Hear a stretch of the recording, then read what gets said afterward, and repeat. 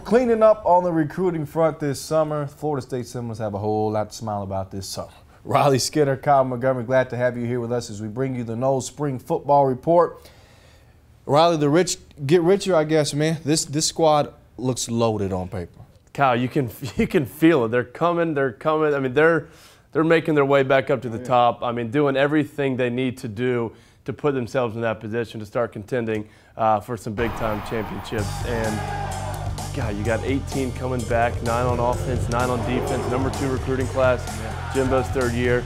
It's hard not to pick them right now. Well, they are the favorite at this point. I think it's safe to say. Here's what else you need to know about the Noles.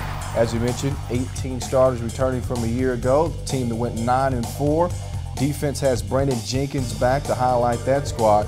Meanwhile, on offense, how about Devontae Freeman, Rashad Green, and of course, E.J. Manuel. Here's Coach Jimbo Fisher talking about getting Manuel a little bit of help.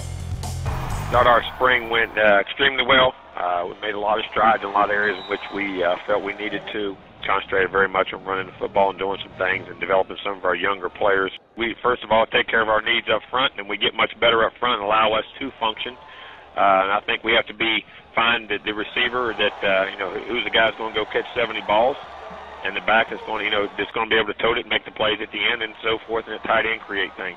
All right, that was Coach Jimbo Fisher. Let's continue this discussion here, Riley. What do you think this team's biggest strength is? Well, we already talked about it. It's hard to come off this topic, but it's their defense. Like you said, they're returning 9 starters. They've got depth already. They've got #2 recruiting class coming in.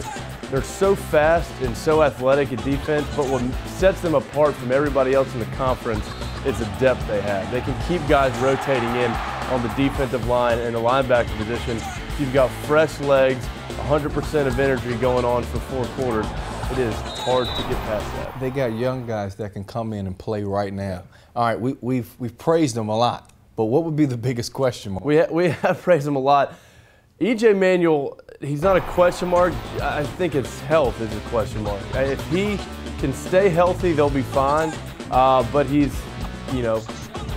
been prone to a couple injuries, and when he's been hurt, they've struggled. So if he can stay healthy, and they need a little more help from the running game with Devontae Freeman. It started to come on towards the end of the year last year, but the running game's been a little absent in the last couple of years to where it needs to be. So those are my 2 questionable areas of the team. Okay, let's get a look at the schedule that Florida State Seminoles will have to navigate. Some tough conference roadies at NC State, Miami, and Virginia Tech.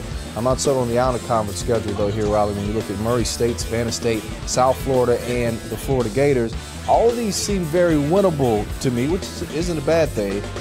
Maybe a challenge from the Gators at the end of the year. When you look at the scale, what's your prediction? I'm bold. I'm saying 10-plus wins.